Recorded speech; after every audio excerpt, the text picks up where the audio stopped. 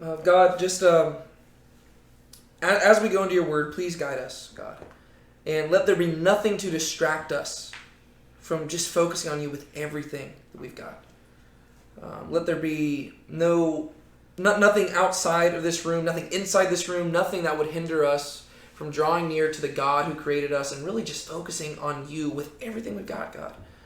Because what you've given us here is an amazing privilege that so many people in the world and so many people throughout history have literally laid down their lives in hopes that future generations could have.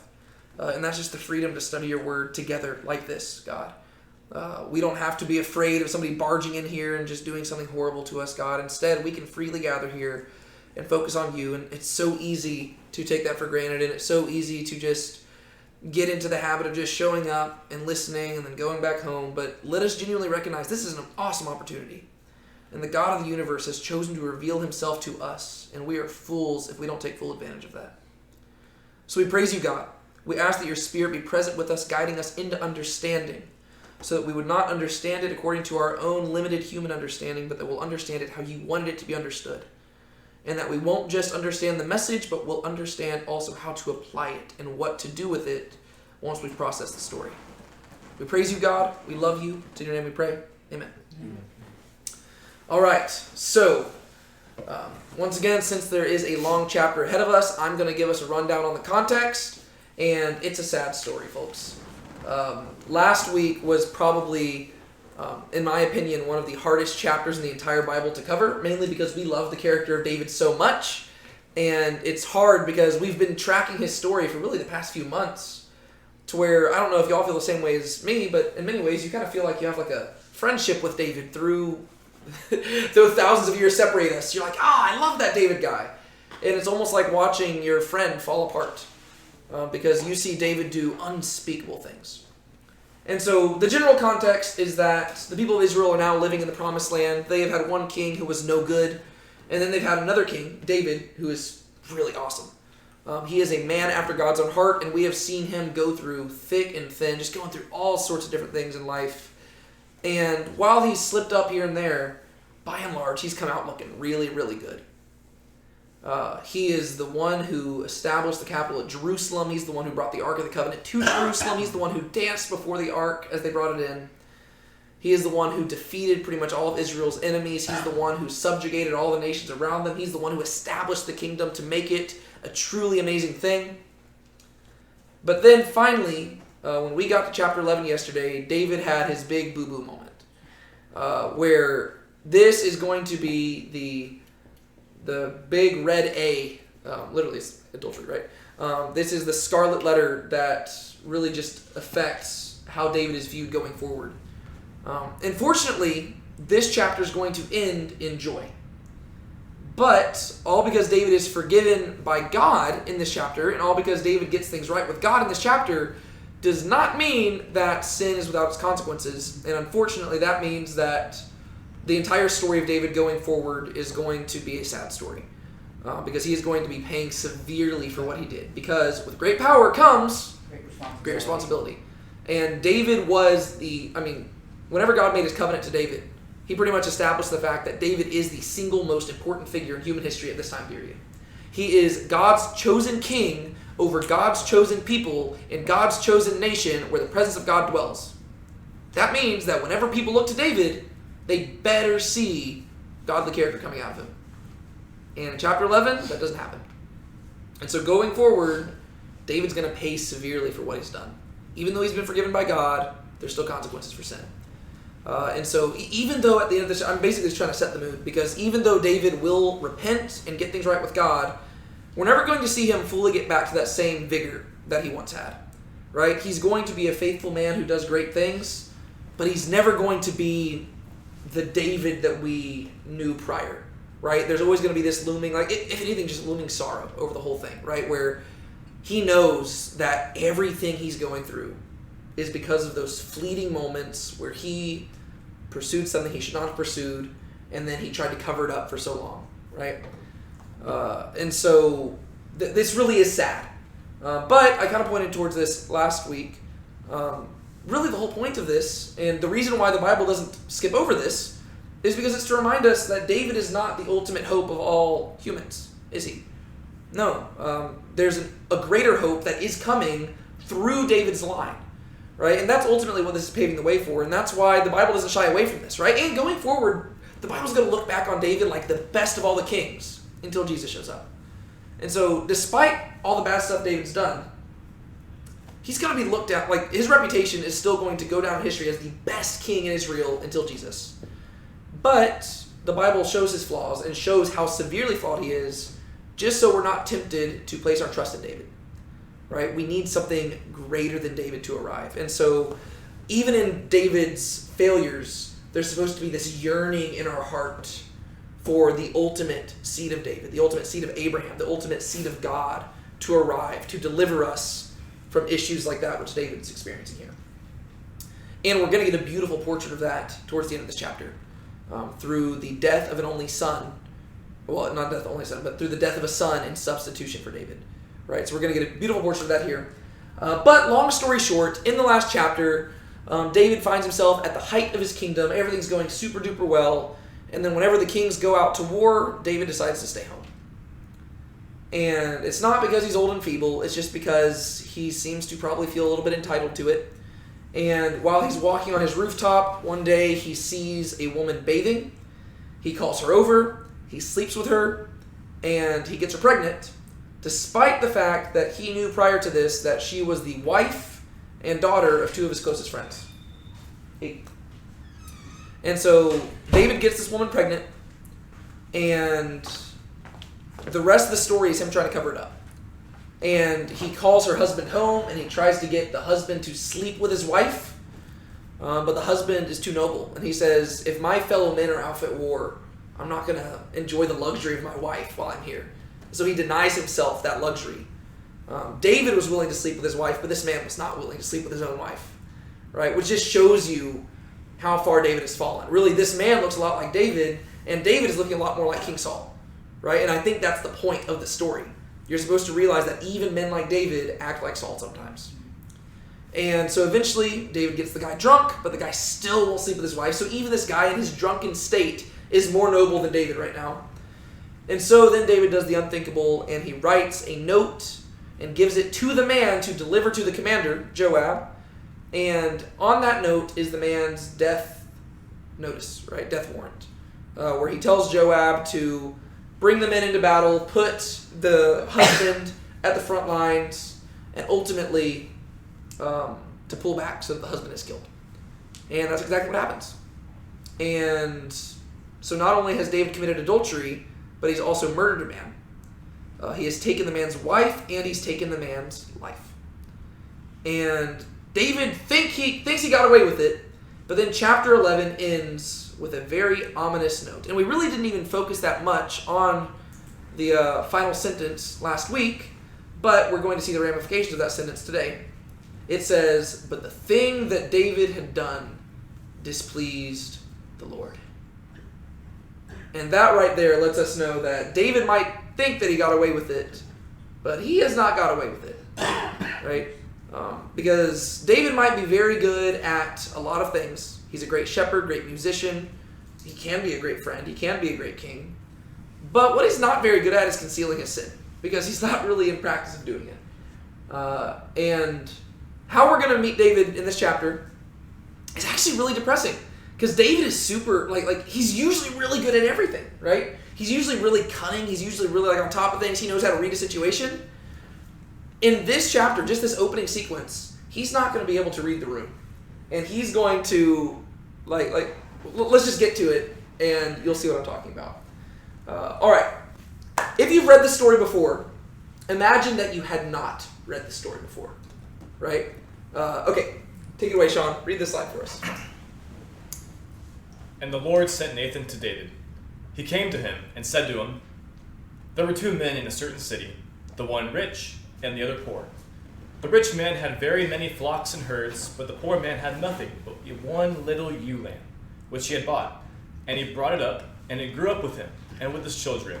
It used to eat of his morsel and drink from his cup and lie in his arms, and it was like a daughter to him. Now there came a traveler to the rich man, and he was unwilling to take one of his own flock or herd to prepare for the guest who had come to him. But he took the poor man's lamb and prepared it for the man who had come to him. Then David's anger was greatly kindled against the man, and he said to Nathan, "As the Lord lives, the man who has done this deserves to die, and he shall restore the lamb fourfold, because he did this thing, and because he had no pity." All right. So, there we have it. Very weird scenario happening right here, right? And obviously, like I said, if you've heard the story, you know where this is heading. And even if you haven't heard the story, you probably know where this is heading too. Because there's a metaphor going on here, right? And Nathan's trying to make a point. But let's read this from the perspective of David for now. Because you know who does not understand that a metaphor is going on right now? David. This is a parable, basically, where Nathan's trying to prove a point, but David doesn't get that. So let's read it from David's perspective first. So, actually, before we even get to that, is there anything that sticks out to y'all?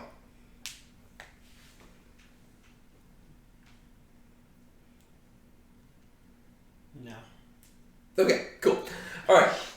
And the Lord sent Nathan to David. Once again, how did the last chapter end? The thing that David had done displeased the Lord and was evil. Yeah, the thing that David had done displeased the Lord. All right, so let's imagine that there was no chapter division here, right? Imagine that it didn't say end of chapter 11, beginning of chapter 12. Imagine you were just reading it right through, right? And the thing that David had done displeased the Lord, and the Lord sent Nathan to David.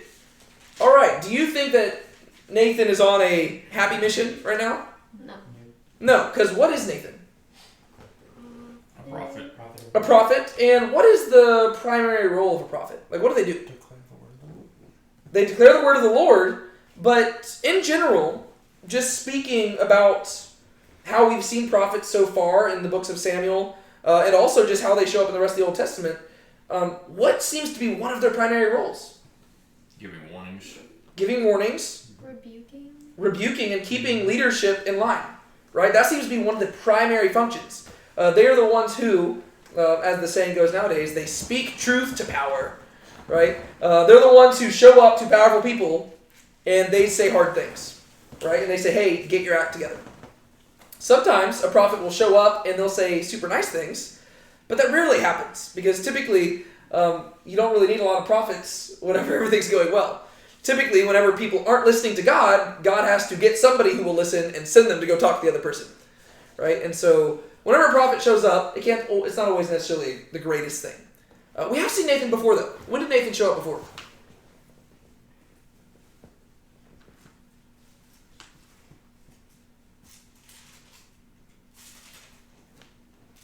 Somewhere in 1 Samuel we know that. No, it was the 2 Samuel. 2 Samuel. That was 1 Samuel. Just a few chapters ago. Is it battles?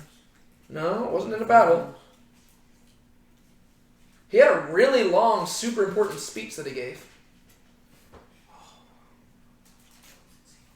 Dare I say, the most important speech in the entire books of 1 and 2 Samuel. Oh, chapter 7. Chapter 7. Yeah.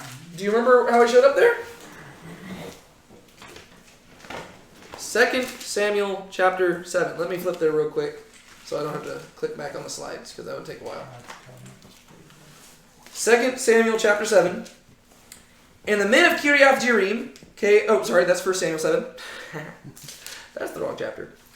2 Samuel chapter 7. Oh, it's about The covenant. Yeah. Now it came about when the king lived in his house, and the Lord had given him rest on every side from all his enemies, that the king said to Nathan the prophet, "See now, I dwell in the house of cedar, but the ark of God dwells with tent curtains." Nathan said to the king, "Go, do all that is in your mind, for the Lord is with you." But in the same night the word of the Lord came to Nathan, saying, "Go and say to my servant David, thus says the Lord, are you the one who should build me a house to dwell in? For I have not dwelt in a house since the day I brought up the sons of Israel from Egypt, even to this day. But I have been moving about in a tent, even in a tabernacle." And then God goes on through Nathan to deliver the Davidic covenant.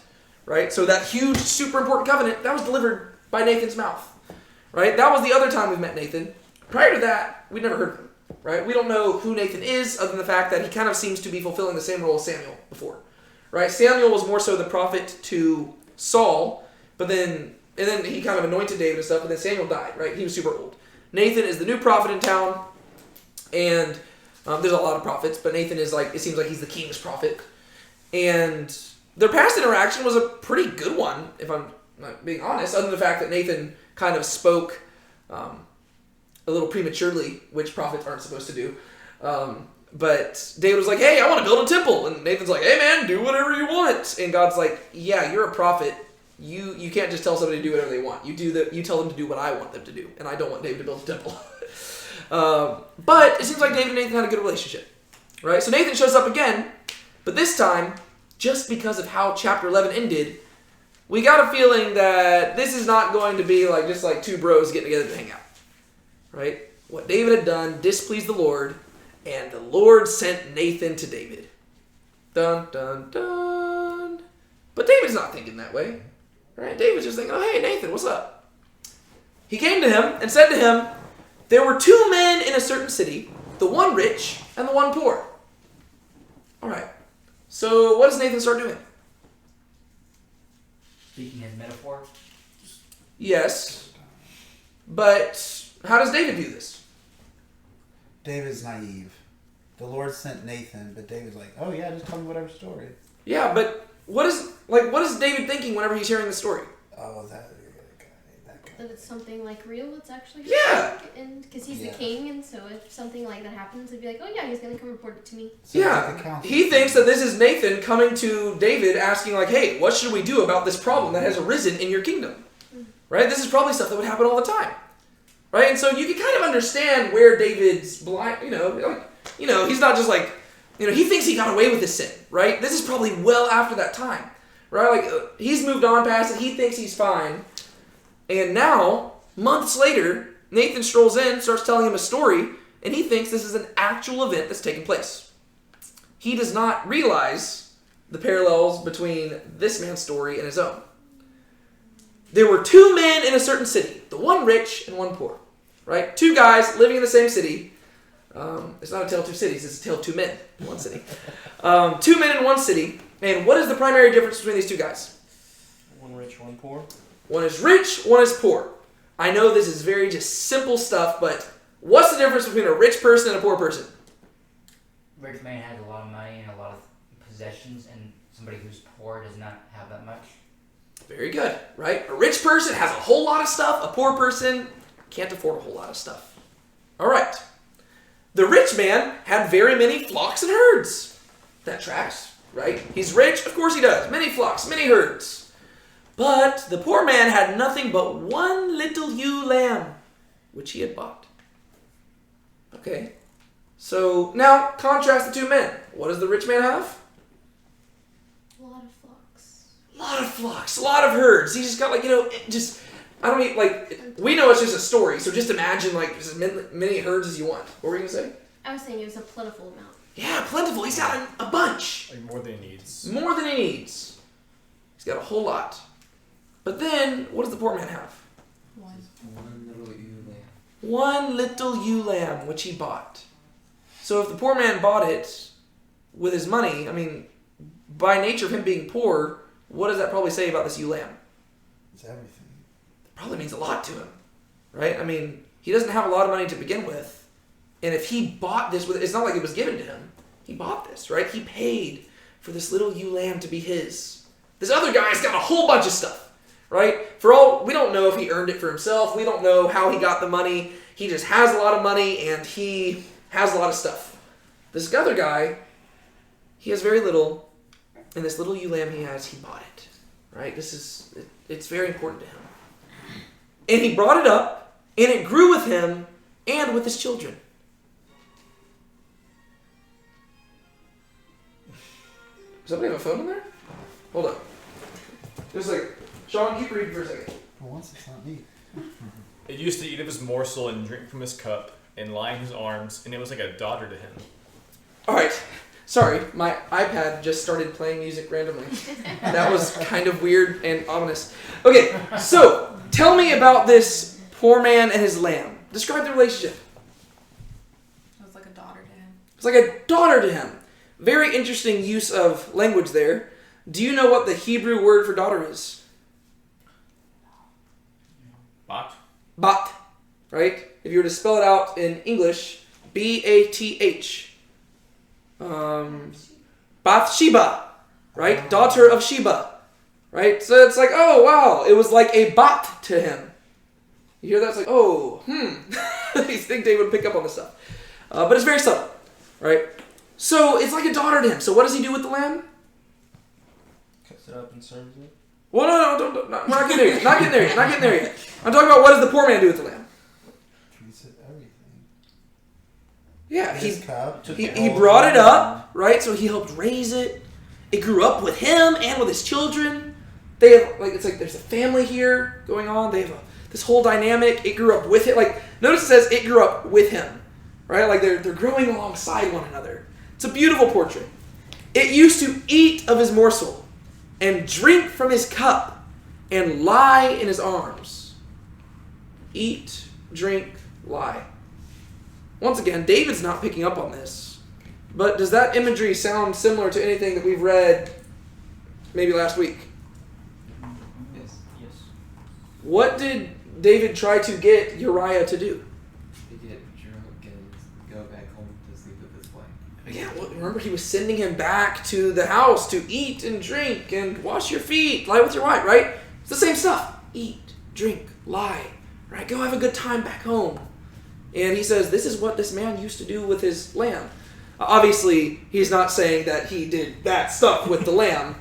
The imagery is that this lamb was very dear to him and that he would eat with it, he'd drink with it, like they'd eat meals together. I mean, it's really kind of a silly portrait to where if David wasn't so blinded by his own sin, he would realize that this probably isn't a true story, right? Because this guy is like, he's got such a loving relationship. I mean, it's really a beautiful picture of like, he just loves this lamb so much, and like whenever he'd go to bed, he would just hold the lamb and take care of it, right? He cares about, like this lamb is everything to him.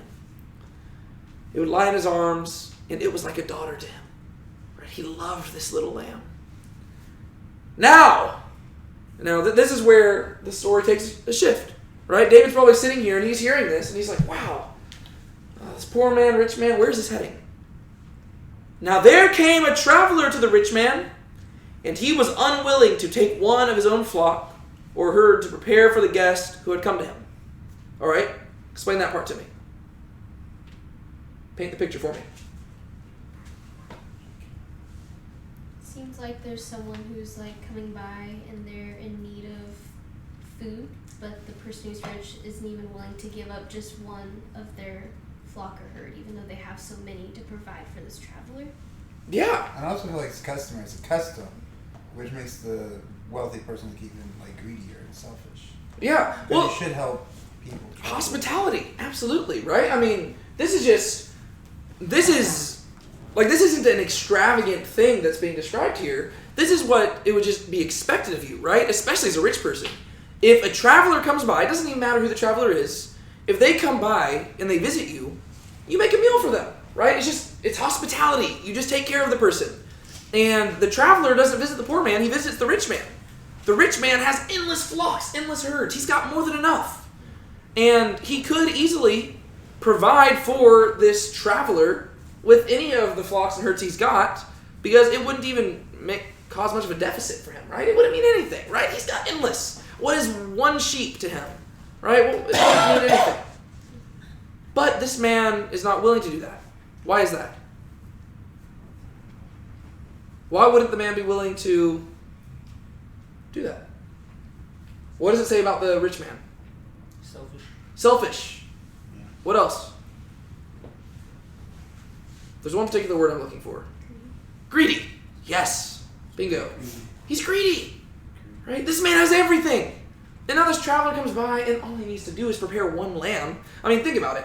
One lamb to feed 2 people?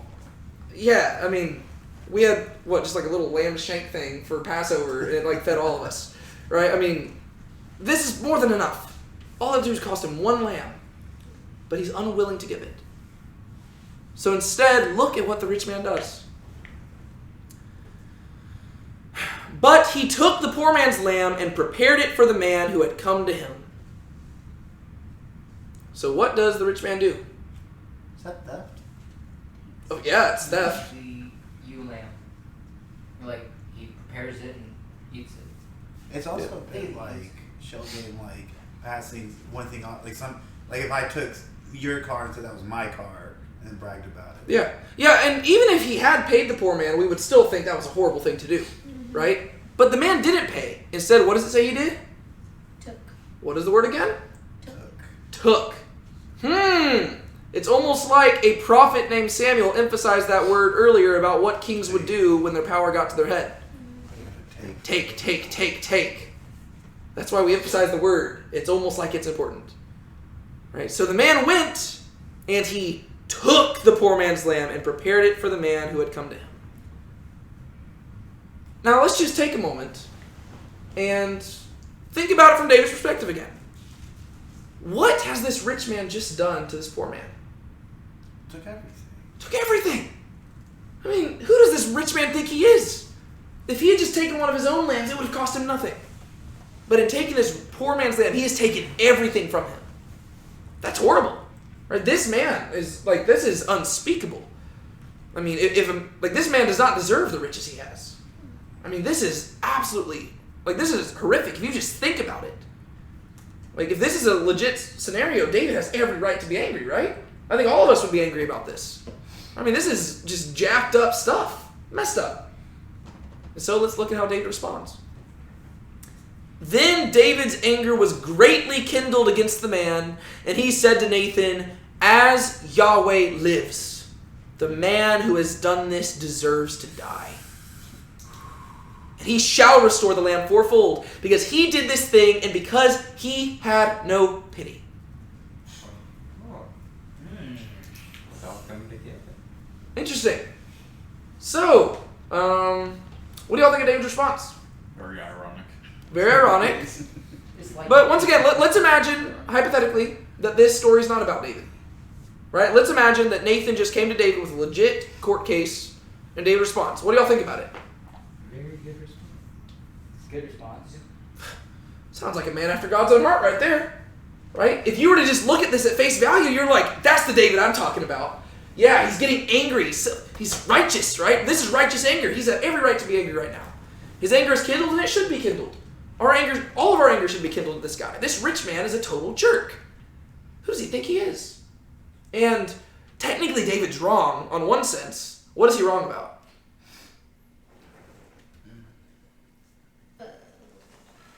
Is it the... Yeah, the man who does this deserves to die. Might be a little bit extreme.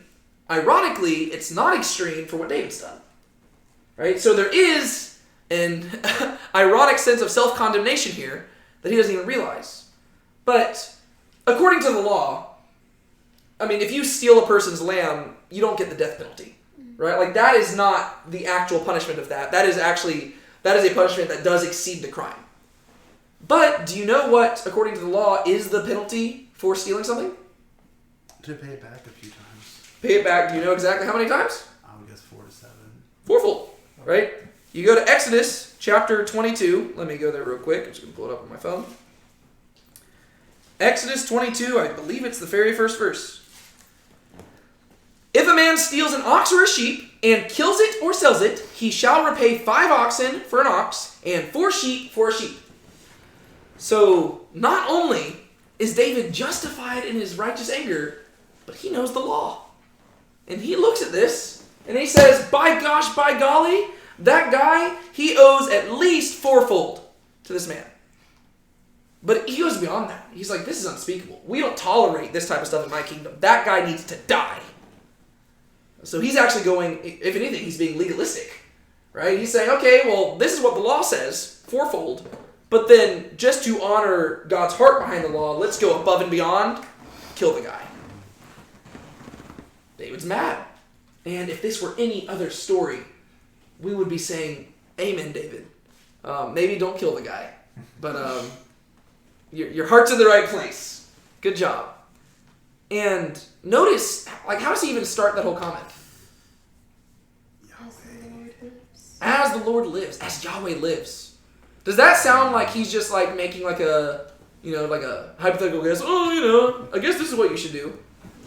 No, he is speaking as a king giving an official order. right? As Yahweh lives. How long does Yahweh live? Forever. Right? He is the one who was and is to come, right? He is the Ancient of Days, the oldest, like the eternal one. The I am who I am. That is who Yahweh is. As long as the I am who I am lives, forever, right? The man who has done this deserves to die. You can almost hear him be like, Nathan, go grab him. Go get the man for me. Bring him in front of me. I want to see this guy. I'm not going to let him live. I'm going to make him pay that guy back, and he's not going to live. Show me who the man is. Tell me, Nathan, who is the man? Yeah. Yeah. Dun, dun, dun. Next slide. Go for it, Sean. Nathan said to David, "You are the man. Thus says the Lord, the God of Israel. I anointed you king over Israel, and I delivered you out of the hand of Saul. And I gave you your master's house and your master's wives into your arms, and gave you the house of Israel and of Judah. And if this were too little, I would add you to as much more. Why have you despised the word of the Lord, to do what is evil in his sight? You have struck down Uriah the Hittite with the sword, and have taken his wife to be your wife, and have killed him with the sword of the Ammonites. Now therefore the sword shall never depart from your house, because you have despised me, and taken the wife of Uriah the Hittite to be your wife. Thus says the Lord, behold, I will raise up evil against you out of your own house, and I will take your wives before your eyes and give them to your neighbor, and he shall lie with your wives in the sight of the sun. For you did it secretly, but I will do this thing before all Israel and before the sun." David said to Nathan, "I have sinned against the Lord." And Nathan said to David, "The Lord also has put away your sin. You shall not die. Nevertheless, because by this deed you have utterly scorned the Lord, the child who is born to you shall die." Then Nathan went to his house. Yikes. All right. So, everything David said is correct. The man who has done this does deserve to die. Not because he stole a lamb, but because he committed adultery. And the punishment of adultery, according to the law, is death. But he didn't just commit adultery, he also stole. Right? Hold on. He stole a man's wife, and he stole a man's life. Right? So David is 100% correct. And he didn't say that the man only deserved to die. What else did the man deserve to do? Payback Fourfold. Payback fourfold. Interestingly, David is going to pay back fourfold as a result of what he's done. He is going to lose 4 sons as a result of this. The first son he's going to lose is going to be the first child born to him in Bathsheba. The second son he's going to lose is going to be detailed in chapter 13, and that son's name is Amnon. The third son he's going to lose is a son named Absalom, and the fourth son he's going to lose is a son named Adonijah. So David will pay fourfold for what he's done. He has taken one man's life, and now he's going to lose 4 sons as a result of it. Yes? And just to kind of bring something up, last time we talked about how God will forgive you, but he won't prevent you from suffering the consequences of your actions. Yeah, no, that's unfortunately David's going to have to deal with that. And it's very, very heartbreaking. But also, David deserves to die, but do you notice what doesn't happen? He isn't given the death penalty. And so we do see this blend of judgment and forgiveness together, right? They can go hand in hand, right? And so he will be forgiven, but somebody's going to die in his place. Who's it going to be? His son, right? So in many ways, his son is more of a portrait of Jesus, right? The son that dies in his place to help atone for his sins, which is so sad for the son. But we'll talk about that a little bit. What was the main reason why David said, what was the thing that he said the man was primarily guilty of? He said it at the very end of verse 6. Why was it that the man deserved to die and should pay back fourfold? He had no compassion. He had no compassion. He had no pity. That's the thing that stuck out to David. He didn't say, it's because the man stole. It's because the man killed the lamb. The word that stuck out to David was pity. He had no compassion. That's what infuriated David. And that's why I'm saying it's so shocking.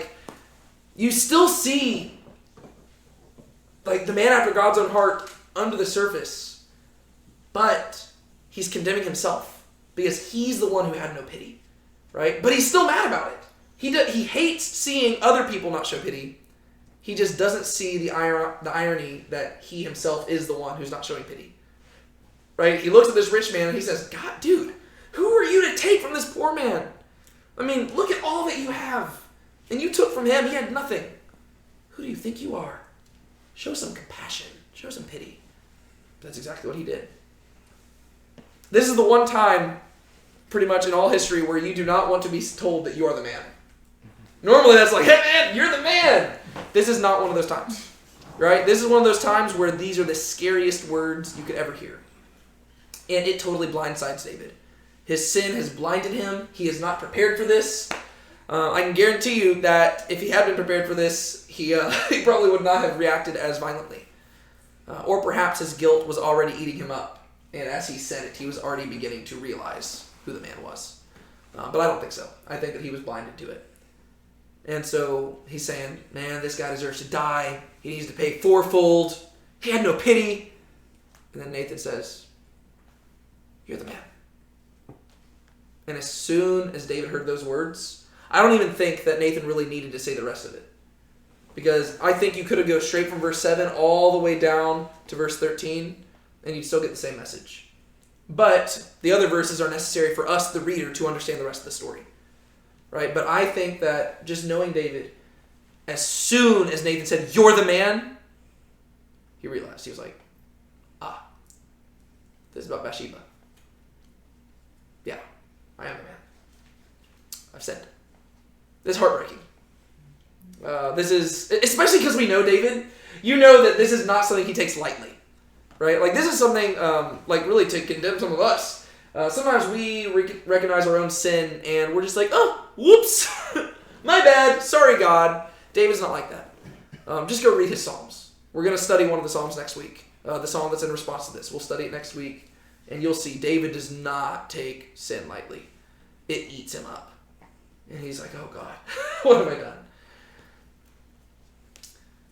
Nathan said to David, you are the man.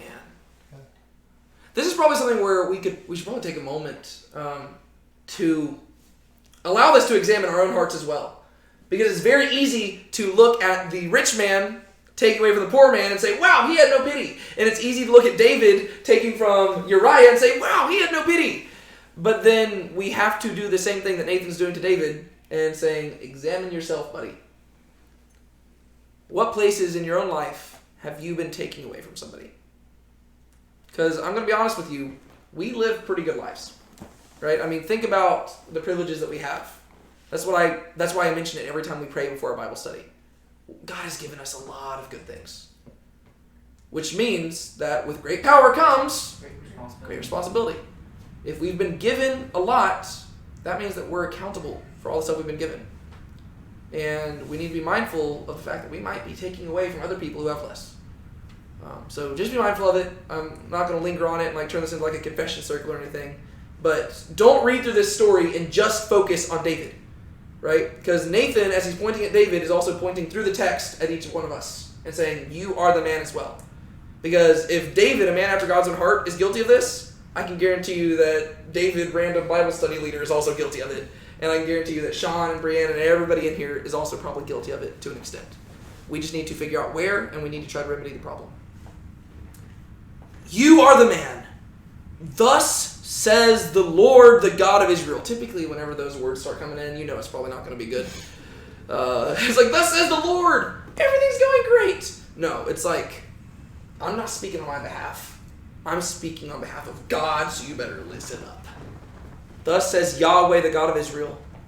I anointed you king over Israel, and I delivered you out of the hand of Saul. Who made him king? God.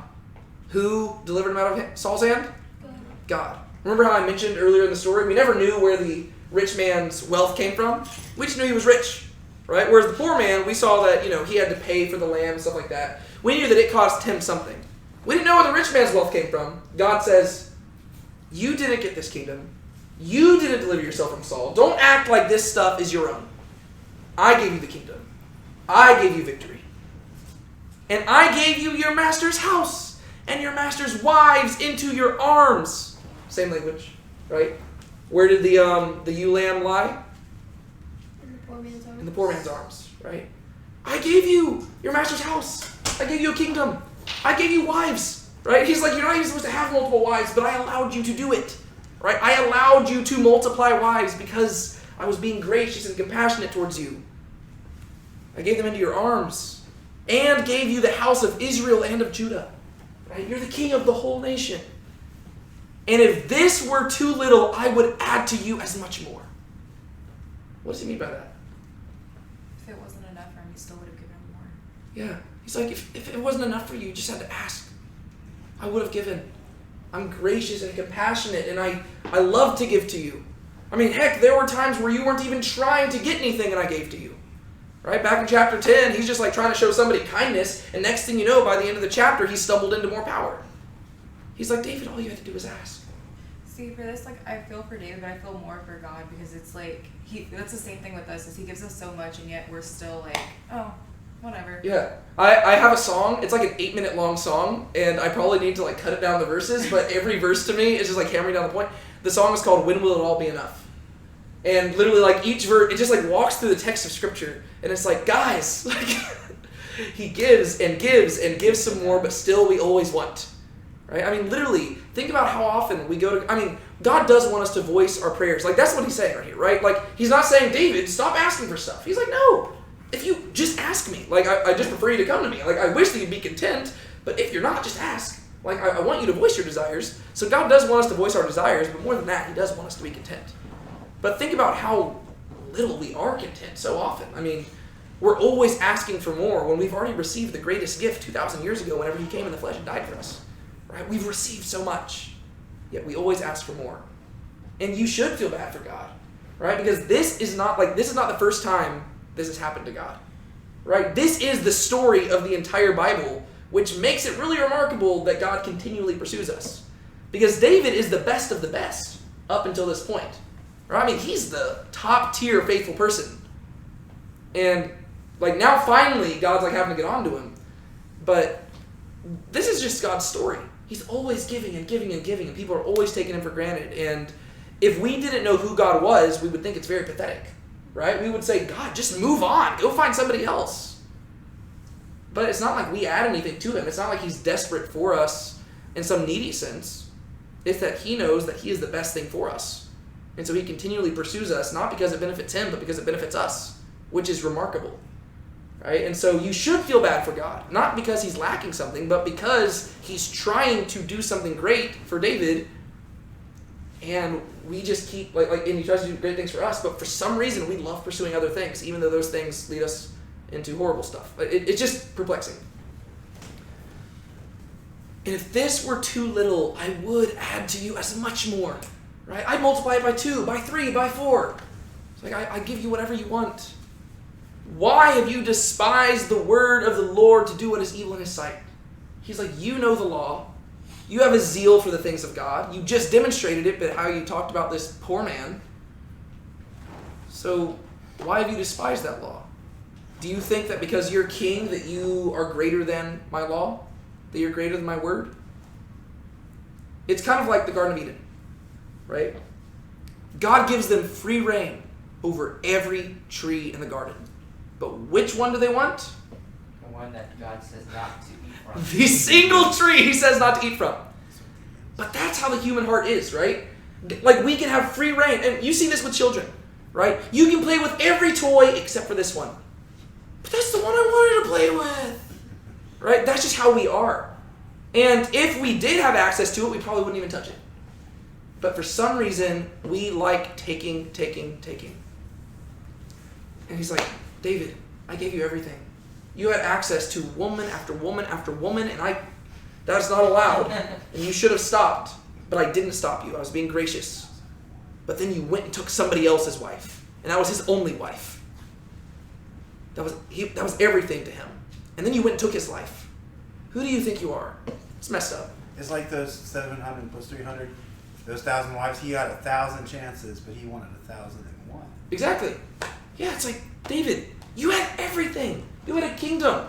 This dude had one wife and one house, and he was so faithful to you and to his kingdom that he was out there fighting in a battle that you should have been at instead, and you were sleeping with his wife. Like, this is just horrific.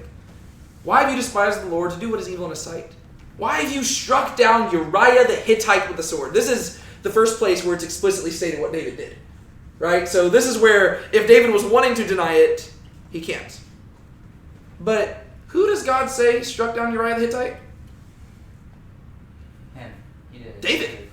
But David didn't do it. No, David, remember, he gave the letter to Uriah, and Uriah gave it to Joab, and Joab instructed the technically it was the Ammonites who killed Uriah, right? It was the Ammonites. It wasn't David. David wasn't even out in the battlefield. How could he have killed him? He instructed it to happen. He instructed it to happen, right? I mean, it's and that's what we talked about last week, right? I said it probably would have been more noble of David to just do it himself instead of trying to conceal his sin and try to make it look like he was righteous. Like, I would actually have had higher respect if he had just plunged the sword into Uriah himself, because then he would have at least been honest to Uriah in his death. Because then he would have had to look him in the eyes and say, I'm the one who's doing this. But instead, he tried to still act like he was Uriah's friend. But God's like, yeah, you might have hid that from Uriah, and Uriah might have died thinking you were on his side, but I saw it all, and you're the one who killed him. You have struck down Uriah the Hittite. It makes me wonder what Nathan thought when he heard all this from God. He was like, I wonder if Nathan had heard rumors about it, or if this was news to him. And he's like, David did what? He's like, I'm ticked. You have struck down Uriah the Hittite with a sword, and have taken his wife to be your wife, and have killed him with the sword of the Ammonites. By my interpretation, the traveler that came to visit David, the traveler that came to visit the rich man was David's own sin, right? It was his lust. Right? And rather than just feeding that lust on all the different wives that he had, he went and took another man's wife. You've taken his wife to be your wife and have killed him with the sword of the Ammonites. You thought you could hide that, David?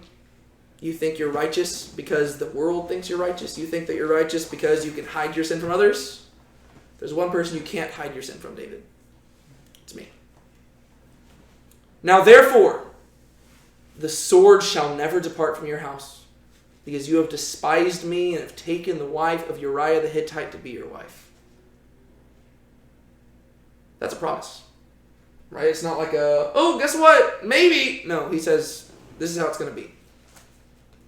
Does this sound similar to anything else that we've read prior in Samuel? Eli? Yeah. He said that the sword will not depart from Eli's house. And we have recently seen a lot of Eli's family dying off, right? Who else did we see something similar happen to? Was that Saul? Saul, yeah. He says that the kingdom has been ripped away from you. But God can't say that to David, can he? Because he already made a promise to David. He said, your kingdom will endure. You will have an everlasting kingdom. So God, he's going to be faithful to his promises. And so he says, yeah, you're going to have an eternal kingdom. But it's not going to go well. Your kingdom's going to be divided. It's going to be split up. And sure enough, that's exactly what's going to happen. His kingdom's going to be split during his reign, and then Solomon, whose name means peace, Shlomo, he's actually going to reign during a time of peace. But the year that Solomon dies, the kingdom is split in two. And the sword will not depart from David's house. And it's going to be horrible and horrible and horrible to where basically by the end of the Old Testament, it looks like David's line has almost died off. Right? And so it's not going to look good. Therefore, the sword shall never depart from your house, because you have despised me and have taken the wife of Uriah the Hittite to be your wife. Interesting how, David, the Israelite, is being punished for what he did to a Hittite. Just theologically speaking, that's very interesting, because it shows that God does care for Gentiles as well. Right? He's like, because you're an Israelite doesn't mean you're special. No, he might be a Hittite, but he was more loyal to me than you were. Thus says the Lord, behold, I will raise up evil against you out of your own house. So the sword isn't only a physical reality, it's a spiritual reality too, right? There's literally your own house is going to turn against you. Right? This is horrific. Right? I mean, notice the language, house, house, house. It calls back to the covenant, right? God said, I will build a house for you. He's like, I'm going to make you something great, David. I'm going to make you an eternal house. It's going to last forever. But as a result of David's sin, he says, okay, yeah, that house is going to last forever, but it's not going to be a happy family. It is going to be terrifying inside. And there's going to be evil inside your house that's going to try to rip the throne away from you. I will raise up evil against you out of your own house, and I will take your wives before your eyes and give them to your neighbor, and he shall lie with your wives in the sight of the sun. What's going to happen there? It's going to be immorality in the sight of the sun. Yeah. You see the irony of this? It's really a physical, like it's a demonstration, if anything. David tried to conceal his sin, and God is the one bringing the sin into the light. And therefore his punishment is going to be somebody doing his sin publicly. Right? And so he says, you stole another man's wife, and you tried to conceal your sin. I'm going to raise up evil in your family where somebody is going to take one of your wives and they're going to sleep with them in public where nobody, like they're not going to have any shame about it. Because at least they're being honest. Right? And they're being honest in their wickedness. You had the audacity to be wicked but act like you were righteous. Your punishment is that somebody's going to do the same thing to you and they're going to feel no shame about it. David at least had the conviction to be like, what I'm doing is bad. Maybe I should try to hide it. And God's like, yeah, this guy's not going to feel bad about it. He's going to sleep with your wives in front of everybody. And I'm going to raise him up. This is a punishment for his sin. This is terrifying. And it's kind of nasty and brutal. Like it's not a pretty picture. I'll take your wives before your eyes and give them to your neighbor, and he shall lie with your wives in the sight of the sun. For you did it secretly, but I will do this thing before all Israel and before the sun. Right? So you thought that you could hide this sin from me? You couldn't.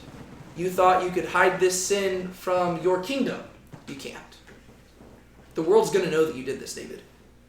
You tried to keep your sin in the dark. It's not staying in the dark. I'm bringing it to the light. And yeah, people knew you as the man after God's own heart, and don't worry, they'll still know you as that. But this is going to be a big blemish on your reputation. You thought you got away with it. It's not going away. This is going to stick with you for the rest of your life. Harsh lesson on sin, huh? Stuff like this makes you be like, maybe I should stop sinning. You're like, yikes, maybe I don't want to do that anymore. But then, this is great. Verse 13. This is the stuff we love to see. David said to Nathan, I have sinned against Yahweh.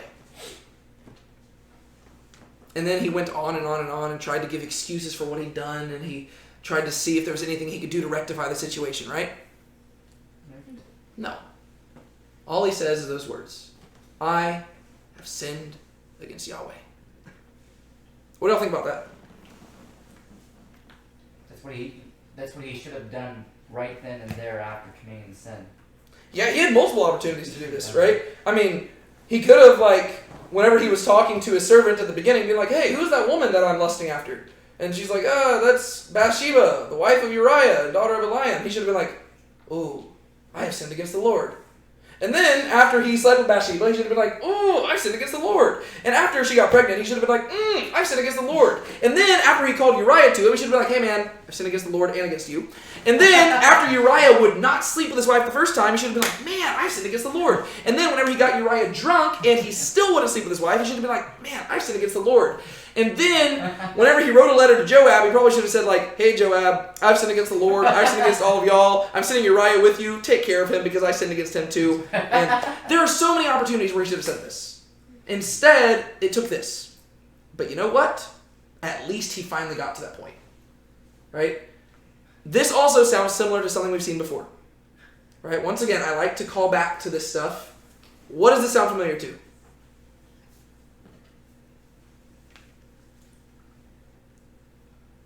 I want to say Saul again. Mm-hmm. Do y'all remember exactly how Saul did it? In the cave?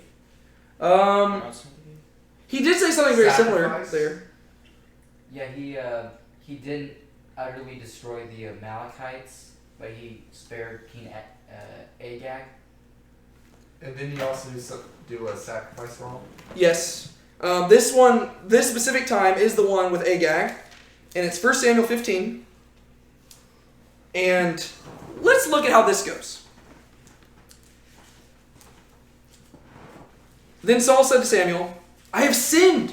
I have indeed transgressed the command of the Lord in your words because I feared the people and listened to their voice. So he starts blaming the people. He's like, oh, it's because I fear the people, which is still true.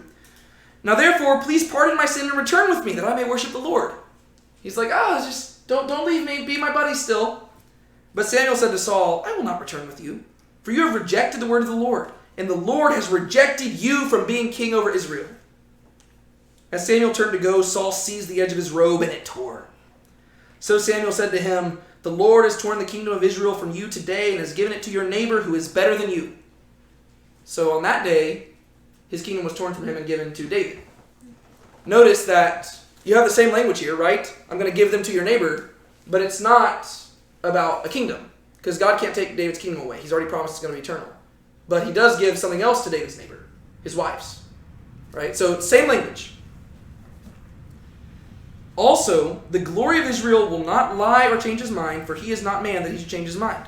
Hence why he also won't take stuff from David, the kingdom. Then Saul said this, I have sinned, but please honor me now before the elders of my people and before Israel, and go back with me, that I may worship the Lord your God.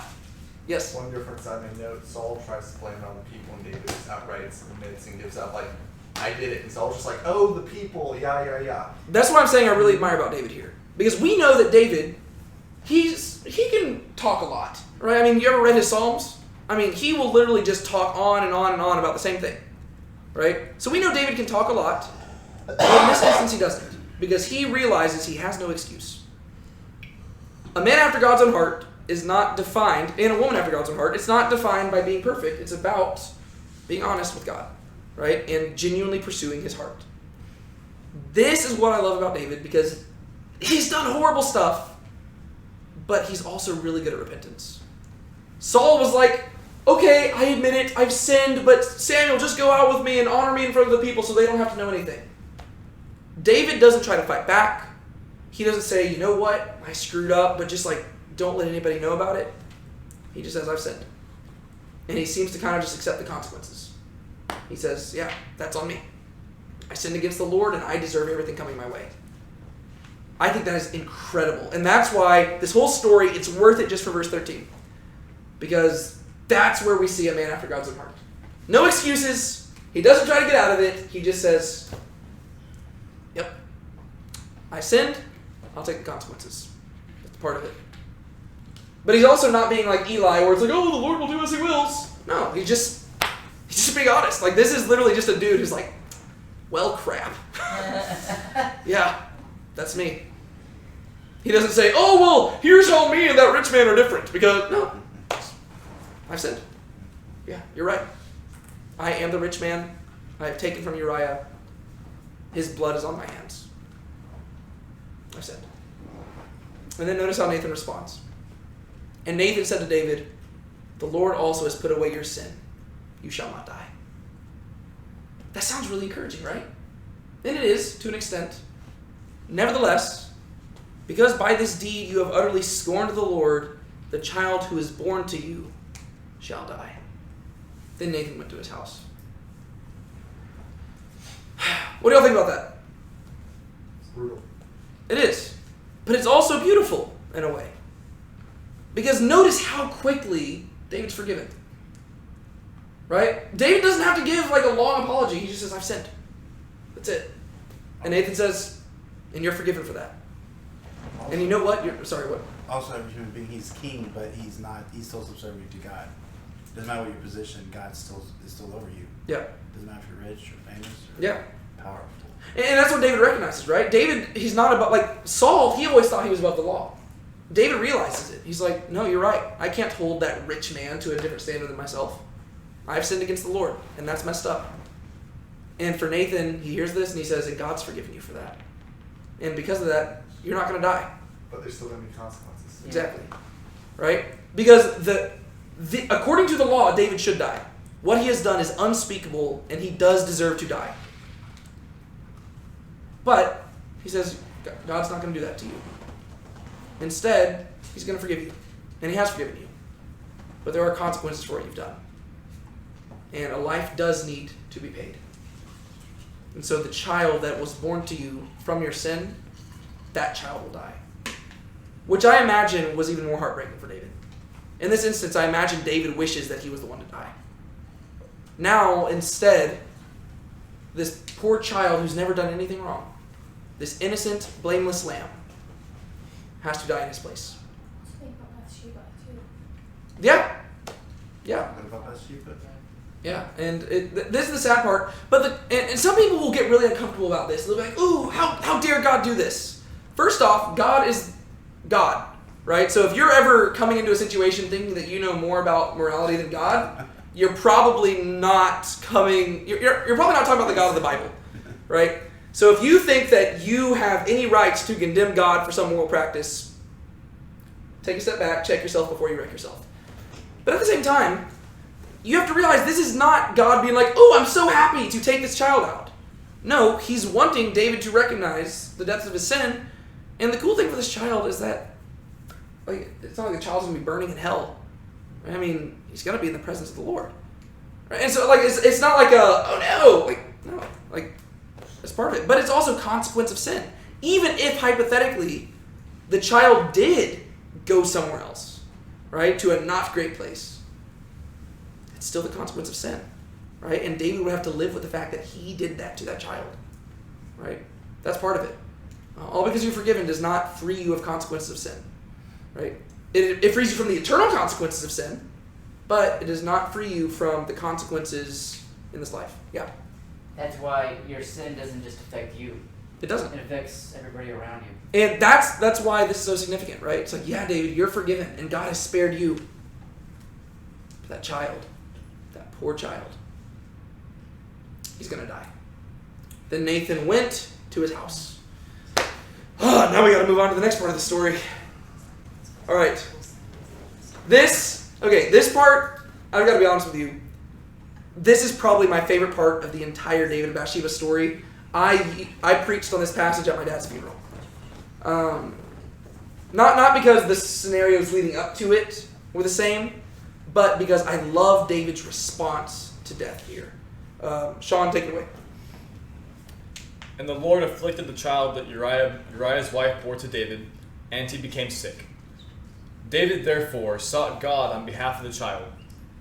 And David fasted, and went in, and lay all night on the ground. And the elders of his house stood beside him, to raise him from the ground, but he would not, nor did he eat food with them. On the seventh day the child died. And the servants of David were afraid to tell him that the child was dead, for they said, "Behold, while the child was yet alive, we spoke to him, and he did not listen to us. How then can we say to him, the child is dead? He may do himself some harm." But when David saw that his servants were whispering together, David understood that the child was dead. And David said to his servants, "Is the child dead?" They said, "He is dead." Then David arose from the earth, and washed, and anointed himself, and changed his clothes. And he went into the house of the Lord, and worshipped. He then went to his own house. And when he asked, they set food before him, and he ate. Then his servants said to him, "What is this thing that you have done? You fasted and wept for the child while he was alive, but when the child died, you arose and ate food." He said, "While the child was alive, still, I fasted and wept, for I said, who knows whether the Lord may be gracious to me, that the child may live. But now that he is dead, why should I fast? Can I bring him back again? I shall go to him, but he will not return to me." All right. Perfect. All right. What do y'all think? David was doing that because he knew the child was going to die anyway. Yeah. I think the last sentence, or the last little bit when he says, "He's not going to come back to me anyway. I know where he's at. I'm going to see him again in the future anyway." Yeah. After this, like, losing a kid, I would seem to be very hard. And he's praising the Lord after he's dead. Normally, someone would grieve and wouldn't do that. Right? It's remarkable. Like, this is what I'm saying. David, it's crazy how quickly he can kind of be redeemed in our eyes. Because we were just talking about how much of a scumbag he is, even at the beginning of this chapter. Yet right here, you can't help but be like, dang, Now that is a man after God's own heart. Like, it's crazy how quickly you just move on because you look at this, you're like, that's the David that we know, right? This is the one that we've been waiting for to come back out, right? Like this is the real David. The other one, that was David being his old self, right? That's David being the corrupted version of himself. But this guy, this is one who deserves to be king. All right. It's still a sad story, though. Right? And I don't want you to ever think that throughout any of this, David is happy. Right? He's not reacting because of his happiness. He's reacting because of worship. And the Lord afflicted the child that Uriah's wife bore to David, and he became sick. So the child has been born. Like that lets you know how much time has passed, right? The child's been born. The child is alive, and as a result of this, we never even know the child's name, right? But God afflicts the child and gives him a sickness. And don't shy away from the fact that it says the Lord afflicted, right? People, they get all weird, and it seems like they get embarrassed of God whenever it says stuff like that. They're like, oh, well, when it says God did it, it doesn't actually mean God did it. No, God did it. That's what he said he would do. This is righteous judgment. Unfortunately, it is this poor child who's having to receive the brunt of it, right? This child is becoming a substitutionary death in a way. The Lord afflicted the child that Uriah's wife bore to David, and he became sick. David therefore sought God on behalf of the child, and David fasted and went in and lay all night on the ground.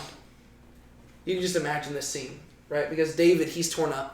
Now that he's been called out on his sin, there's no denying it, right? Everybody knows he's not concealing it anymore. Now he is a broken man who realizes, like, imagine that, right? Like, I already feel so much for, like, all the parents who have to see their children suffering just for, like, crazy different things that happen, right? Just, like, without cause that we know of. Whenever he sees his child suffering, he knows exactly why his child is suffering. He's like, I did this to you. It's very similar to a parent who, went and blows their kid's college fund or something. And they realize that their kid wants nothing more than to go to college. And it's like, I'm sorry. I did this to you. Right? Or, I don't know, like this is heartbreaking because he knows exactly why. God said your child's going to die. And David's like, oh no, what have I done? And so he goes there. He seeks God, and he's praying, and he's fasting. He's not eating. He's going in day and night, laying on the ground. David this is him at his lowest spot, but at the same time, it's at his highest spot, right? To where, like, this is kind of what it ties into our question that we were talking about earlier. Like, how do you know whenever your walk with God is stagnant? David does not feel like his walk with God is going good at all right now. But I can guarantee you that right now, his walk with God is probably stronger than it's ever been. Because he is fully aware of his sin and he is fully reliant on the grace of God. Right? And that's all he can rely on. Because he can't rely on any sense of self-righteousness. He's laying on the ground and says, God, I don't deserve this. I know that this is your righteous judgment. But please, please, please spare my son. Please, please, please spare my son. You can even imagine him praying, not my will, but yours be done. And that's really what he's embodying in the back half of this. And the elders of his house stood beside him to raise him from the ground, but he would not, nor did he eat food with them. What a pitiful sight. Right? I mean, like, this is the king of Israel. Right? But once again, he said he was going to be more undignified than this. Right? He'd be contemptible in the eyes of man. I don't think this is what he meant whenever he said it, but it's true now. Right? The elders, his fellow Congress people, right? Like, the other dignitaries, they're like in there and they're like, King, get up. Like, David, stand up. Come on. Stop. There's nothing you can do. This child, like, you can't do anything else. And you can just imagine him pushing them off. Stop. Get away from me. Let me pray. I'm not moving until my child is healed. Right? He won't get up. He won't eat food with them. They're just trying to get him to go sit at a table. Come on, David. It's dinner. Mephibosheth's waiting. Right? Everybody's just waiting for you at the banquet. He's like, no, I won't eat. Stay away from me. I'm not moving until God's made a decision. On the 7th day, the child died. So this goes on for a whole week. David is fasting. He's praying. He won't leave the presence of God. I don't know if that means he's in, like, with the Ark of the Covenant. I don't know what he's doing. But he will not leave. And then after 1 week, the child dies. And the servants of David were afraid to tell him that the child was dead. For they said, behold, while the child was yet alive, we spoke to him, and he did not listen to us. How then can we say to him, the child is dead? He may do himself some harm. All right, so step inside his servant's perspective. What are they thinking? They're worried and scared that he's going to hurt himself because he's fasting and not leaving. He's just praying and he's just not himself. Yeah. So they don't want to give him the bad news. Which I'd say is probably a pretty reasonable reaction. Like, I totally get where they're coming from. Right? I mean, this is a man who has historically been known as the man of God. Right? I mean, everybody knows him. Like, even whenever he was a fugitive, everybody was like, no, that's a godly dude. And now he is at the lowest spot of his life. Everybody knows what he's done. And his child has died because of what he's done. And they're like, for the last week, we haven't been able to console him at all. Like, this guy has been grieving nonstop. If anything, it looks like he's just gone crazy. Like, we can't even get him to eat. It's been a week. We haven't been able to eat him a morsel of bread. If we tell him this child's dead, they might not be going back from this. Like, he's already so low. Like, you know, they're not expecting him to do what he's about to do. Right? And that's why what he does is so surprising. Because if it were any one of us, they would be correct. Right? Where David is at right now, it looks like a guy who might be about to harm himself. Right? Because he's already denying himself what he needs to survive. He's already not eating. He's not even moving. He's literally just staying in there praying and praying and praying. He's probably not sleeping. He looks like a man who does not care about himself anymore. And he's been interceding on behalf of this child, and now that child is dead. I think they have every reason to be very concerned. And they're like, yeah, I'm not going to be the one to go tell him. That's you. Or maybe we just don't tell him. And it's like, well, if we don't tell him, then he's just going to keep staying there. Like, we've got to do something. You know, you can imagine exactly how the conversation went down. They're like, how do we deliver this news to this man in a way that, like, doesn't result in him harming himself? Because you got to realize this is still David. Like, I don't care if there's like 10 servants trying to restrain him. If he wants to harm himself, he can do it. Right? Because, I mean, he's able to harm everybody else. I mean, I think he can accomplish harming himself. So you can see exactly how this conversation goes down. They're all super nervous. And apparently they're chit-chatting about it. And he's going to see them chit-chatting. And he's going to perceive the issue. Which once again tells us that the old David's back. Right? Because this is a guy who literally was being told a parable concerning his own sin and wasn't able to read the room. Right? I'm sure Nathan was telling the parable through clenched teeth, looking directly at David's eyes, being like, this is you. David couldn't perceive it then. But now, he just sees these people chatting from a distance. And, I don't know, I picture him, like, praying, and he just looks over through the tears, and he just sees them, and, like, the recognition just dawns in his face. Behold, while the child was yet alive, we spoke to him, and he did not listen to us. How then can we say the child is dead? He may do himself some harm. But when David saw that his servants were whispering together, David understood the child was dead. And David said to his servants, is the child dead? And they said, he is dead. All right, paint the picture for me.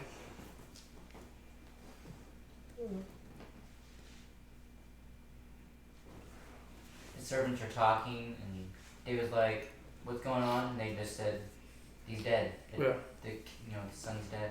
Or whether it's a boy or a girl, the child's dead. Yeah. And the servants are also probably thinking, I don't want David to harm me, because look at what happened to the other guys who delivered bad news. That's true. He ordered their death. That's true. Yeah. But no, so David, he's just weeping and crying and not eating, and he's in a very fragile state, and he sees them muttering, and he can probably just tell by the looks in their faces and the looks of concern. Like, it's probably a mixture of sadness and concern, and probably like, oh, like, we don't know how to do this. And he can tell that they're in a weird spot, and he just knows. Is the child dead? And they don't try to hide it from him. They're like, all right, well, it's now or never. And they say, yeah, he's dead. And now comes the big moment. Will David react how they thought he would react, or will he react differently? This is going to tell us how a man after God's own heart reacts. Because once again, we have to realize that is what the whole book of Samuel is about. Right? Before we met David, we were told he's a man after God's own heart. Now we're seeing how a man after God's own heart reacts to sin. He just confesses and repents. And now we're going to see how he reacts to grief. Right? And grief that resulted from his own sin. Right? No less. Like, this is extreme grief. If anything, he would have reason to harm himself because he is the one who should have been harmed. But we're going to see how he responds. And this is so awesome. Then David arose from the earth and washed and anointed himself and changed his clothes. And he went into the house of the Lord and worshipped. He then went to his own house, and when he asked, they set food before him, and he ate. Before we get to David's explanation, what do you think the servants are thinking? He's lost it. Yeah. Yeah, they're like, this guy has lost it, or he severely misheard us. like, David, did you hear us? Your child's dead. Like, we expected you to go harm yourself. Like, but instead, it's like he threw a party. Like, if anything, this seems really messed up. Right? Like, if you're like, nothing about this seems right. Either he misheard us, he's lost it, or he secretly wanted this to happen. Which is weird, because then how do you explain the last week? Like, everything about this is so confusing. He hears that this child he's been praying about for a whole week is dead, and then he gets up, he goes and takes a shower, he anoints himself, right? He puts oil on himself, makes himself smell all nice. He changed his clothes, right? He's probably been in the same nasty clothes for a whole week, but he actually puts on his royal robes. And then where's the first place he goes? The house of the Lord. House of the Lord. He goes to where the Ark of the Covenant's at, and what does he do? He worships. He praises God. Imagine that, right? David's just going in there, and they're like listening. He got his kinnor. He's like, "The Lord is my shepherd, I shall not want." And they're like, "You seem to be wanting a whole lot a second ago. Like this whole last week, you were crying out, my God, why have you forsaken me?" And now you just moved on to Psalm 23. Like, what is this, right? And he's like, "Oh, Lord, our Lord, how majestic is your name in all the earth." They're like, he's lost it. He's officially lost it. Breaking news: King David has officially gone nutso. This is crazy. This is a weird reaction. Was David always moody? Is it like day to day, or is it like everything? I think David was a little bit all over the place. He was just a guy. He felt a lot of things. All right, he felt a lot. He's a very sensitive guy. But this is amazing. So he gets up, he takes a shower, he puts on some perfume, he puts on his best clothes, he goes to church, he worships God, then he goes home and he asks them to make him some food. And they're like, "What the heck is going on here?" So you did a complete 180, dude. Yeah. Then his servant said to him, "What is this thing that you've done?"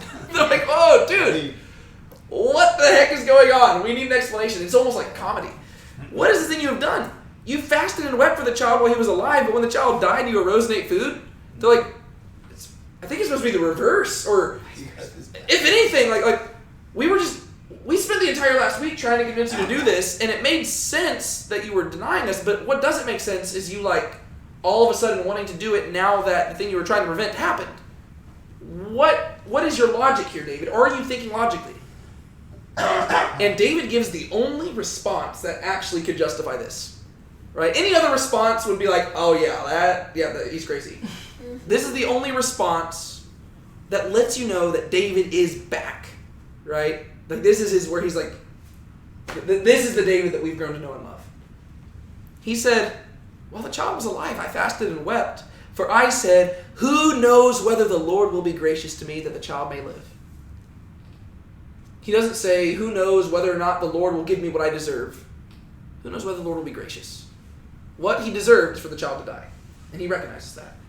He just wanted God to be gracious. And he said, you never know. Right? God is a gracious God, abounding in steadfast love. Right? He can do that. He can be gracious. And so he says, I spent every single day praying for God's grace. And I was appealing to him that he would forgive me and that he would hear my contrite heart and would just forgive me and spare my son. I was praying and praying and praying and praying. But now he is dead. Why should I fast? Can I bring him back again? I shall go to him, but he shall not return to me. He says, God has made his decision. Now I have to make mine. That's it. Right? He was literally doing the not my will, but yours be done prayer. He said, God, this is what I want. Father, if it be possible, remove this cup from me. Nevertheless, not my will, but yours be done. Father, if it be possible, spare my child. But your will be done. God's will was done. The child's dead. This isn't David saying, I'm so happy he's dead. No. He says, it just means that my sin was so severe and I needed to learn this lesson. And I don't like it. I don't love it. I don't want any more of it. But God has declared it, and therefore I'm going to worship God. Because that is the lesson I should have learned from the beginning. It was me not worshiping God that landed me in this spot, and therefore I'm going to worship God every day until I die. Right? It's a beautiful response. And some people will read this last verse, and they will read the idea of him going they'll say that he's talking about heaven here. I'm not totally sure that's what David's communicating. I do believe that child, I believe that if he died, that he's in the presence of the Lord. I do believe that. I just don't know if you can really justify it with this verse, because I think in general, David isn't talking about the afterlife here. I think he's more just talking about going to death. Right? He's like, the child has died, and I'm going to die one day too, but God has made a decision. He's not coming back. Right? Like, this was a clear thing. God is not planning on resurrecting this child. He's staying dead. God has made that clear. So I'm going to go to him, but he's not coming back to me. During those 7 days, there's a chance God might give him back. But now God has made it clear what he's choosing to do. And so, like I said, I do believe that the child's in the presence of the Lord. I do believe that David's in the presence of the Lord right now. I just don't know if you can really use this verse to specifically justify it, mainly because very rarely does the Old Testament... it really focusing on the afterlife isn't like a super big focus of the Old Testament in general. I mean, it is there throughout it, but it's just not one of the big primary things that people were focusing on, right? And so I think the idea is like, yeah, God's made his decision, now I'm going to make mine.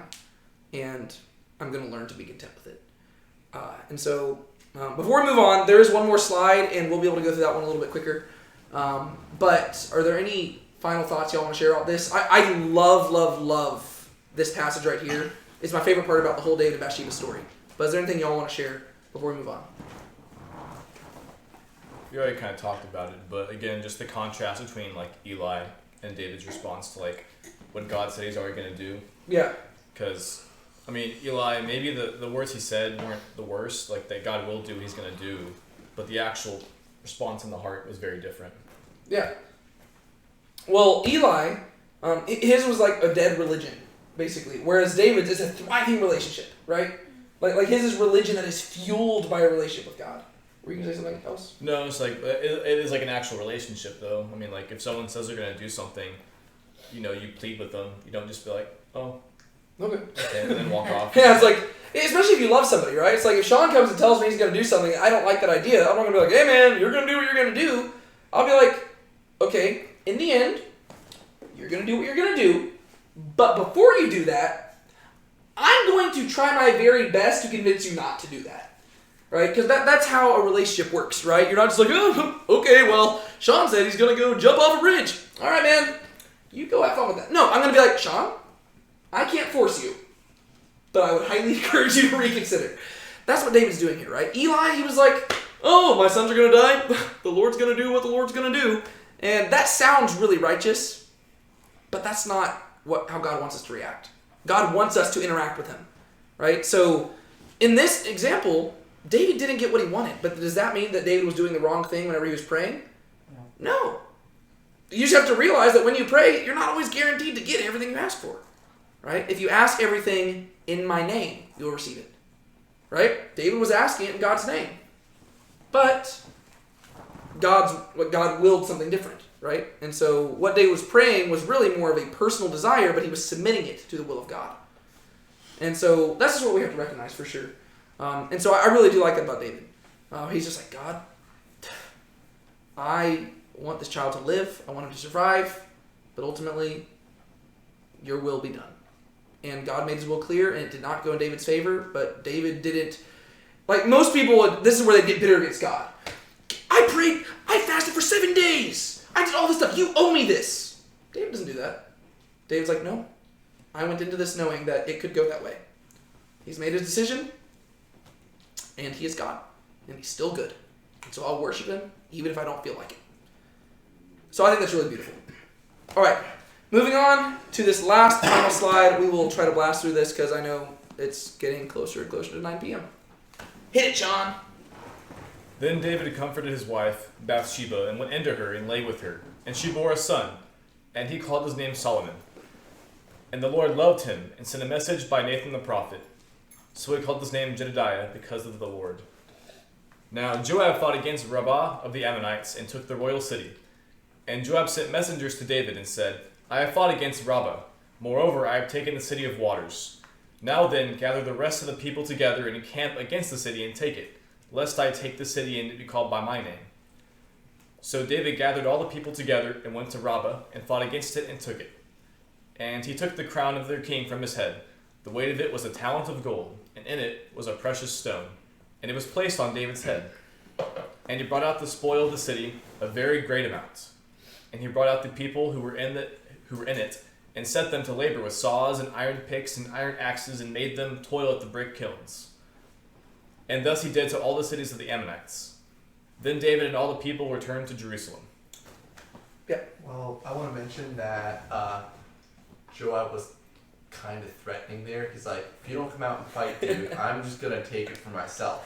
I think so to Joab's credit, I think it's just that this was kind of him like just trying to get David to like get back in the action. He's like, bro, if you don't come do this, I'm going to go name the city after me. It's going to be Joabville. You don't want that, do you?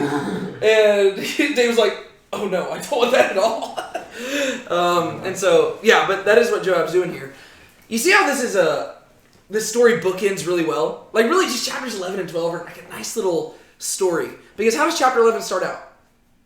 David not going to war. David not going to war when kings go to war. And you're like, uh-oh, something's wrong. But then the story ends with David going to war and having victory.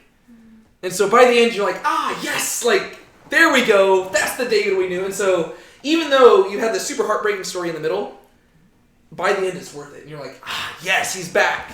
Then you're going to get to chapter 13, and his life's going to start falling apart again. You're like, dang. But at least he's focused on God again. And that's really the main thing. And that's what we're going to see with David throughout all this, is that he's still going to be focused on God, but that doesn't take away from his difficulties in life. All right. So we got two little segments here, two different paragraphs, and here's one really cool, beautiful thing that comes from this. Right? So one child dies, but then look what happens. Then David comforted his wife, Bathsheba, because remember, he took her in and married her. And it's not like, one thing I'm glad David didn't do is like, oh, you're just a reminder to me of my sin, and then just like abandon her. No, because he brought her into this, and he still cares for her, and he comforts her, right? Because she's also mourning the death of a child as well. And really, we have to remember, we don't know whether or not she was complicit in that whole thing, but ultimately, David is the one who bears the responsibility. Whether or not she chose to sleep with him or not, that doesn't matter. Ultimately, he is the one responsible. And so she has lost a child now as a result of him, and he goes to comfort her. And he went into her, which is a very polite way of saying that they did what married people do. And he went into her, and he lay with her, and she bore a son. And he called his name Solomon. Hey, we've heard of Solomon. He's going to be a kind of big deal. Interesting. Shlomo means peace, right? Like shalom. Shlomo, Solomon. And Yahweh loved him. Isn't that sweet? And Yahweh loved him. And sent a message by Nathan the prophet. Oh no, it's Nathan again. But this time, Nathan is much more positive, right? And what David had done displeased the Lord. And God sent Nathan the prophet. Oh no. And God loved Solomon. And he sent a message by Nathan the prophet. Ooh, this is probably going to be a good message. He sends a message by Nathan the prophet, and therefore Solomon received another name. The name was Jedediah because of the Lord. So apparently, God sent Nathan to give this message to David. And the message was that Solomon would have a second name. This is the only time that name is ever mentioned. Jedediah. What does Jedediah mean?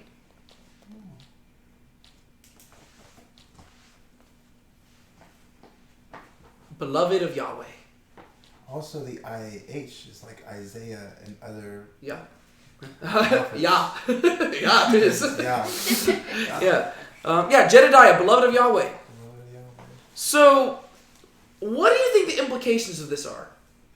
God sends a prophet to to give Solomon a different name? Seems kind of like a weird thing to do. Why do you think God's doing this?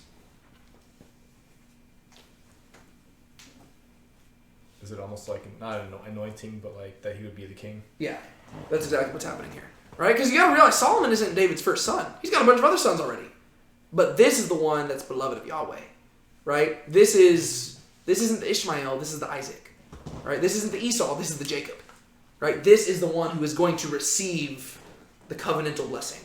I mean, even with David and his brothers. Yeah, that's true. Yeah, God doesn't do things the way that man does them.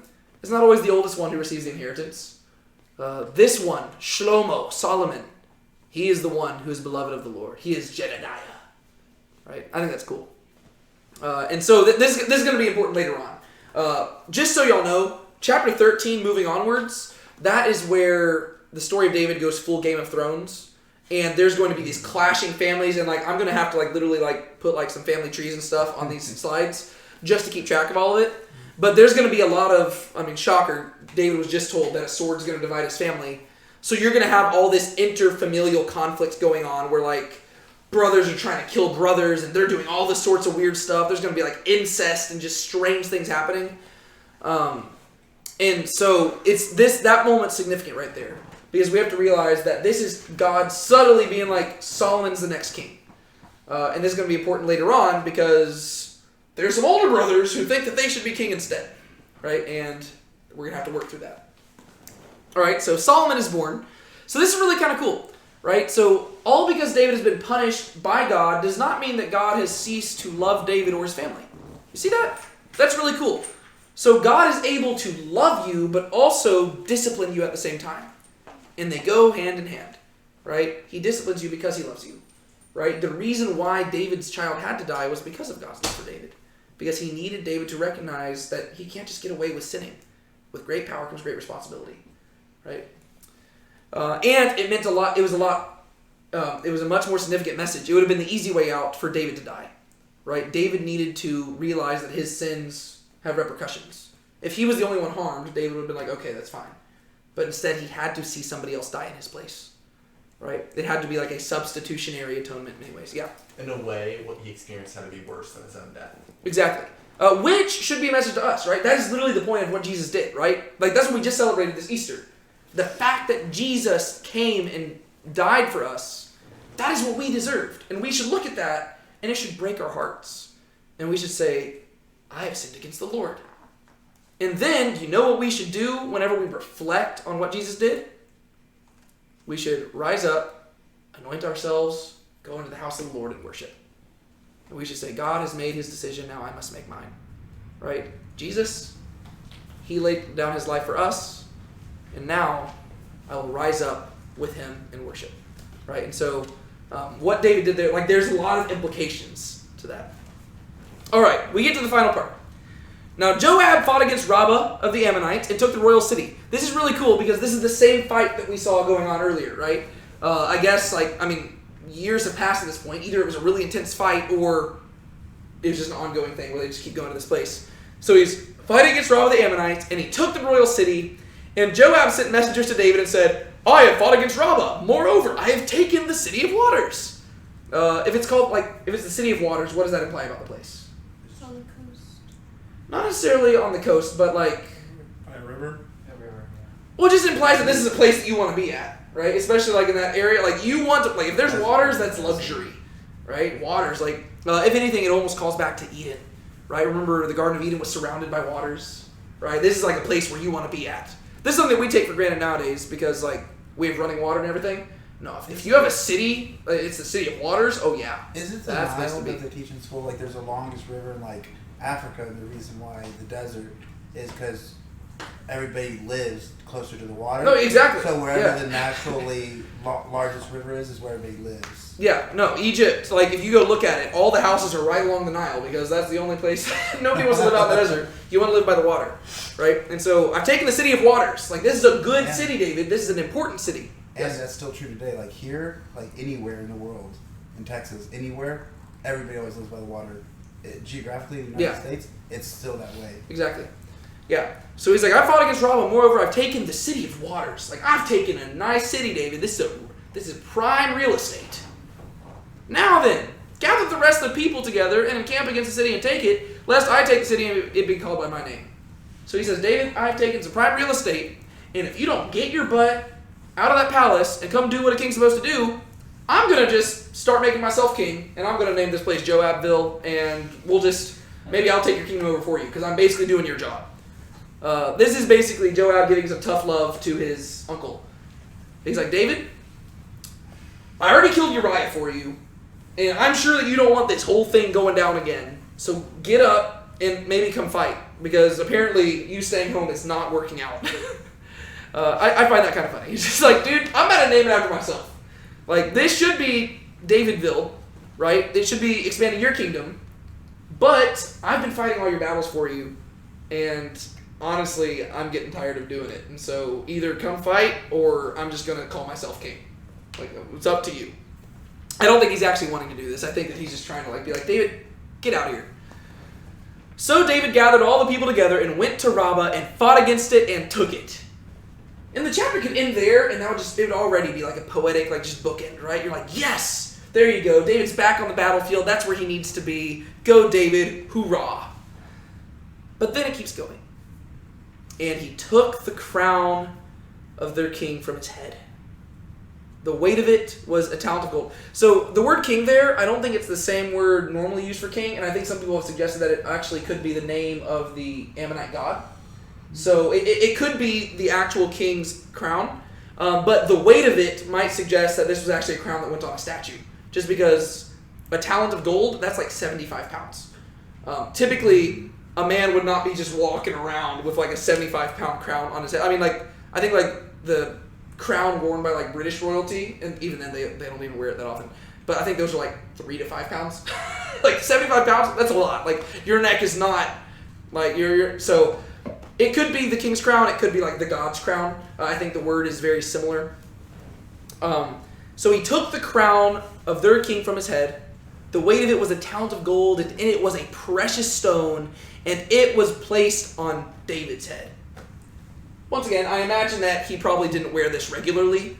It was probably just a symbolic thing, all right, put it on my head. All right, everybody seen it? Did you paint a picture of it? All right, cool, get this thing off me. It's probably something like that. But what are the implications of this? Just saying, hey, I'm still in charge despite all of this. Yeah. As far as Yahweh goes, it reminds me of the statue that fell over. Mm-hmm. That, they have their gods, but he's more powerful. Yeah, so either way, whether it's actually the king's crown or the god's crown, if he's taking the king's crown, putting it on his head, he's establishing, I am the king of kings, right? If he's taking the god's crown and putting it on his head, he is saying that Yahweh is more powerful than all the gods. Either way, both are being communicated, because if the Ammonites are losing a battle, then that means that Israel's God is more powerful than Ammonite's God, right? Because every battle has to be viewed with that supernatural lens. Ultimately, this is David pulling the John Wick line, where he's like, yeah, I'm thinking I'm back. Right? That's what's happening right here. And he brought out the spoil of the city, a very great amount. Right? So he plunders the place. He brings everything back, just like a good king should do. And he brought out the people who were in it and sent them to labor with saws and iron picks and iron axes and made them toil at the brick kilns. And thus he did to all the cities of the Ammonites. Then David and all the people returned to Jerusalem. Well, that seems kind of violent, David. What the heck? Is this good or bad? Yeah, in this context, I'm thinking it's pretty good, right? Because we look at it, and it's pretty violent and pretty savage than what we're accustomed to, but you realize that this is kind of what David was called to do, and this is what the Israelites were called to do in that area. This is your land, you conquer it, you put the people into forced labor, you do something, this is God's land. And this is David showing that he's back, and he's here to actually do what God sent him to do. Oh, he took over the people that are already there. And the Ammonites. Yeah. Yes. Yeah, and so... this is just, it's a really nice thing where it's you see David doing what he did before, right? This is what we saw him doing in chapters 8, 9, and 10. Whenever he's going out, he's conquering, he's taking over stuff, and he is establishing his rule. This is David returning back to what he's best at and what he was sent to do. Also, once again, I just like to highlight this.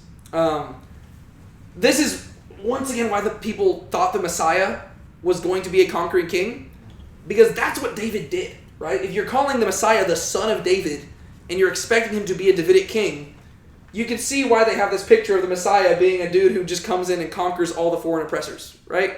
Because that's exactly what David did. However, Jesus did something a little bit different, but guess what? He's coming back, and he's going to come riding on the clouds, and he is going to do this stuff. And so be prepared for that, right? It's going to be awesome. So in David with Ammonites, it includes like King of Kings. It includes all prior. So Ammonites were people. And Yeah, he that's now the- rules over those people. That's the implication, yeah. And He's so like, Jesus does the same thing. he's like, I am the captain now. I am the captain now. Yeah. And so the story ends on a very positive note, which is really good. I'm glad we don't have to leave on a depressing note again. Does anybody else want to add anything? There's so much more we could add in terms of application and stuff, but it's already 9 o'clock, and so I know that, y'all probably are ready to be finished.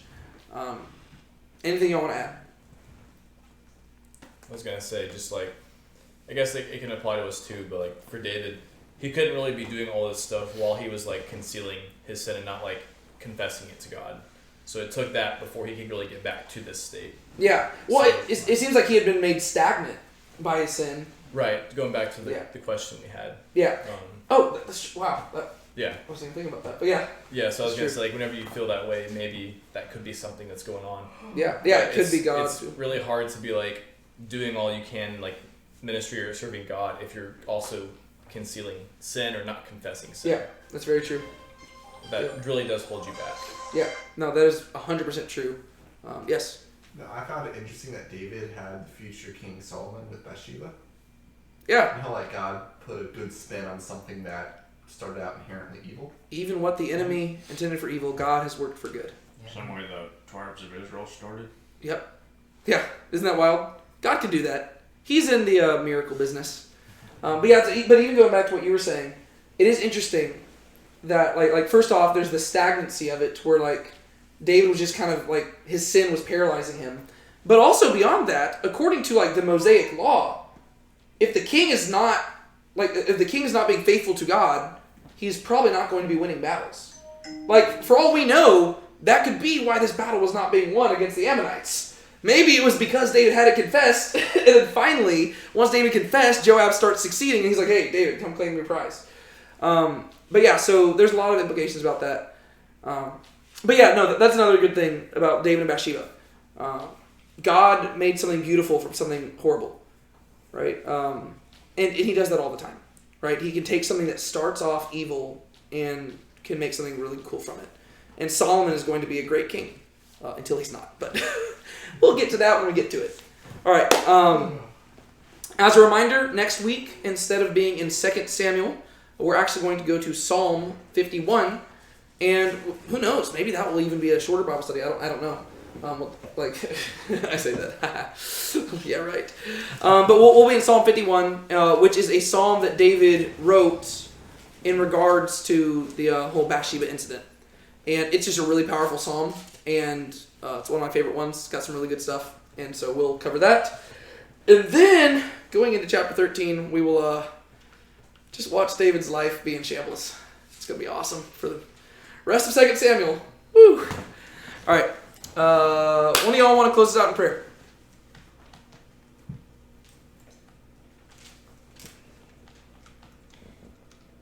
Go for it. God, thank you for this time to study your word, and I hope that everybody got something new out of this that they've never seen before that you've shown us. And please help us all spread your word this week wherever we are, and pray that you're with everybody this week as they go out. Amen. Amen. All right.